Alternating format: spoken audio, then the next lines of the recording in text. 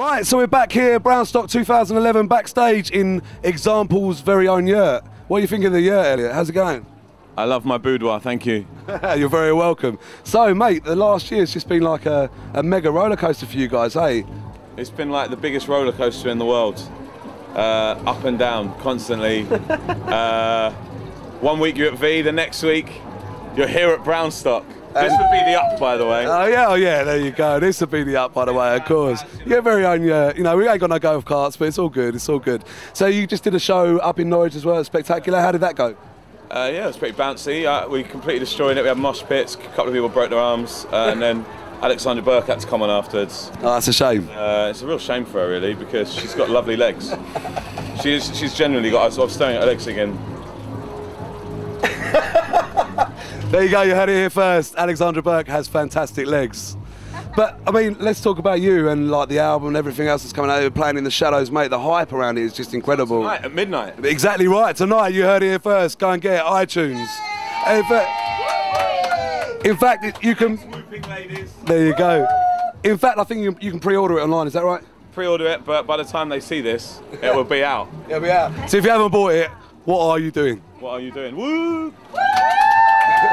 How do you see this? I mean, how do you see your next year panning out? I mean, obviously, we spoke earlier on, you've got an arena tour in the pipeline, which is a great look. I mean, we're chatting about maybe the chance of you hosting some shows out in Ibiza and stuff. I mean, what's the next year going to be like, for example, and why? I don't know, man. It's crazy. I mean, like, I do like the full-on live show with the band, and then I do the DJ show with this man here.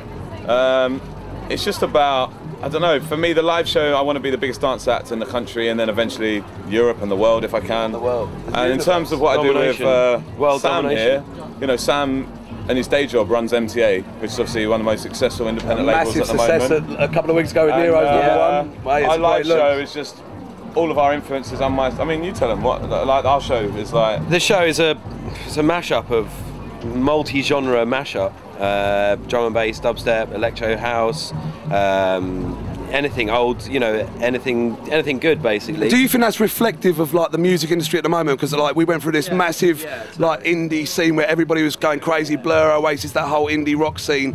It's dead on its arse at the moment. I mean, literally like electro and dance driven bass like tracks are really leading the way when it comes. I mean, what's your take on that? I mean, I think we're in this generation where people go on iTunes, iPod generation, and they just select individual songs, cherry picking, whatever they like. So whereas before you had to buy a whole album, a whole CD, and then that's all you'd buy maybe once a month. Now you can go on, you can pick something from my album, something from Magnetic Man's album, something from Chase the State, or something from Nero. And there's even people in there, you know, who might buy my music, but they like LMFAO, you know, or bloody Jedwards, you know what I mean? It is actually that diverse that there's, you know, 17-year-old girls who will have Nero's album, Kanye West and Jay-Z's album, exactly right, and they'll probably have Nicole Scherzinger's album, exactly, and you know, there's nothing wrong with it. It's just about music, but that's the thing. People are given the opportunity to express themselves in the sort of music that they listen to. Like it used to be what CD you got in your car, now it's what music you got in your iPod. It's reflected now in the DJ sets in ours, but also in lineups in general. Like you used to just see just drum and bass acts, or just garage acts, or just R&B hip hop acts, and now, you know, as reflective in our show, it's every genre in an hour. Definitely, and there's so many DJ like people like Mr. Jam out there doing it, just mashing it up every single time, because people want to hear bangers. That's it. I mean, they literally want to hear stuff that they know, that they recognise, they can get hyped to.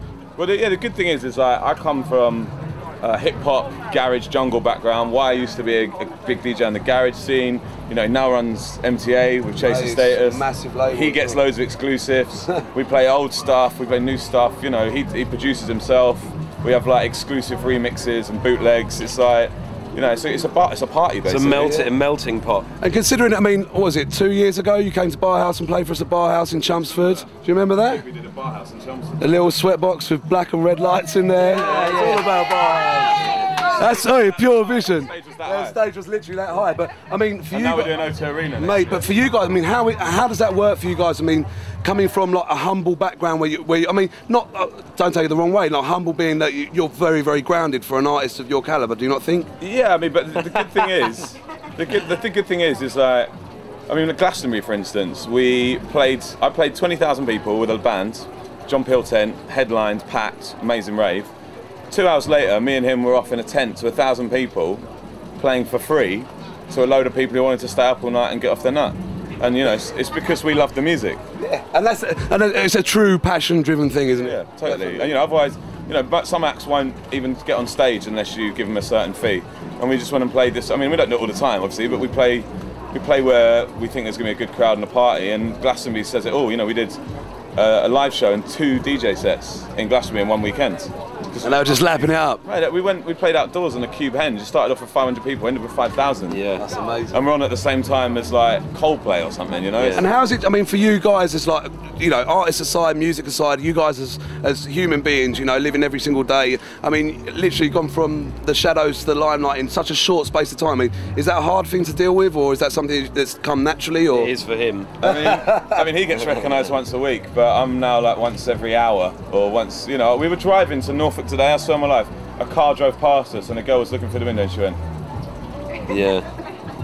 And then like tapped her dad, and her dad nearly crashed into us. Like, when you get noticed on the motorway whilst driving, that's like, you know you've cracked it. I always say, you know, if the Queen Vic's playing like an example track in EastEnders, that's, you know, you've cracked it then, or Hollyoaks, or... Mate, Queen Vic are playing Nero and Wretch 3-2 at the moment. You know what I mean? It's a good time for English music. And that's another guy. I mean, Wretch is doing really, really well at the moment. You collaborated with him before, haven't you? And well, yeah, he's #1 a few weeks ago. Mate. And then Ed Sheeran's not far behind me in the charts this week. I think he's like 2 or 3. And Wretch and Ed were supporting me last year. You guys are all good pals. I mean, we're all like family, man. Exactly. So it's like real camaraderie. There's no competition, no rivalry. It's all into scenes, because I mean, like Ed's probably, I suppose, like folk singer-songwriter, but also grime influence. Wretch is obviously like rap, grime, and then you've got Chaser's Status, dubstep, drum and bass. I'm sort of a bit of everything. And then like everyone's like tiny, everyone's just collaborating. And it's funny, on your Twitter profile it says started off singing, then started rapping, now I sing again. I'm not singing, but occasionally rap.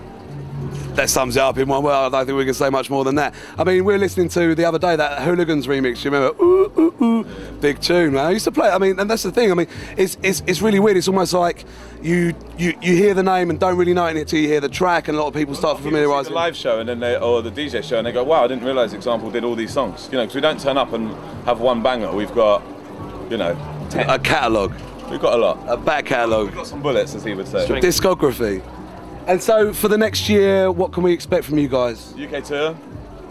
We're gonna have Australia tour, and then me and Wire are going around the Far East and playing. Wow. Like, you know, Taiwan, Bangkok, Singapore, Dubai, Abu Dhabi Grand Prix. We're doing. Man, you guys are gonna mash up out there as well. There's talk of like Australia New Year's Eve. There's a European tour. There's another UK tour, Arenas next year. Ibiza residency for us next year. Mate, that's a great look as well. Amnesia. It's just non-stop, man. You know how like Pendulum have like the live band thing and then the DJ thing? It's kind of like I'm carrying on that same thing, you know, the full-on live show, and then, you know, for when it suits, we'll do the Example and Wire thing. Definitely. And it's great to tick both boxes. So Wire is very much part of the Example band or setup, if you know what I mean. Sure, sure. I'm very conscious I keep resting my hand on Sam's knee as I'm doing this. He's got a nice I'm trying to touch it. He has got a lovely knee. It's Thanks, a real good, I hope you don't mind at all. But on a different side, I mean, like Sam's obviously heads up MTA Records, Nero Chasing Status. You guys have massive commercial success recently. Yeah. I mean, how do you fit that in with Elliot, and how does that work? It's not a lot of sleeping. Lots of partying. Yeah, I mean, it's not difficult because I love doing it. The other week, for instance, like he worked till 7 PM in London, went straight to the airport, flew to Dublin, was on stage with me in Dublin at 1 AM, spent some time with a nice lady, woke up. Say no more. Woke up at 7 AM, straight to the airport, back in the office by midday. That's the life of... It's graft. It's graft. Just get it in while you can, I guess. That's it. We'll make hay while the sun shines, right? Get it in, Exactly. And on that note, well, do you know what? I'm going to leave you guys to get ready, but thanks ever so much for coming. Guys, it's been Example, DJ Wire. Hitting the main stage in a minute just after the milk. We'll check you back with the next artist. See you later on.